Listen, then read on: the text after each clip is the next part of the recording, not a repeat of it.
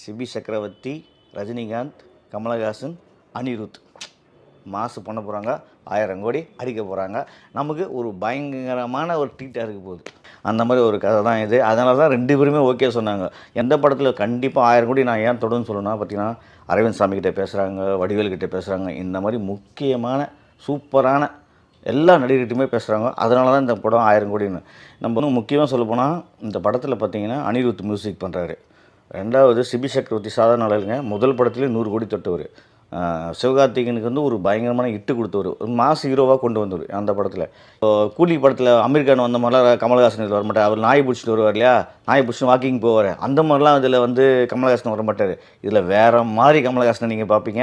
அதுவும் ரஜினியோட மோதுறப்போ இன்னும் வேறு மாதிரி பார்ப்பீங்க. நான் நம்ம லோகேஷ் கரன் எல்லாம் கொடுத்தா அப்புறம் பெரிய பெரிய ஆர்டிஸ்ட்டை போட்டு சும்மா கன் எடுத்துகிட்டு பட்டு சுடுற மாதிரிலாம் இதில் இருக்காது. வேறு லெவல் கதை. அதெல்லாம் இவ்வளோ கேரண்டியாக சொல்கிறேன்.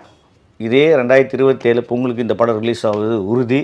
நமக்கு எல்லாம் 2027 மாசான பொங்கலாக இருக்க போது டைட்டில் விரைவில் சொல்ல போகிறாங்க. அதுவும் ஒரு முக்கியமான டைட்டில் தான்.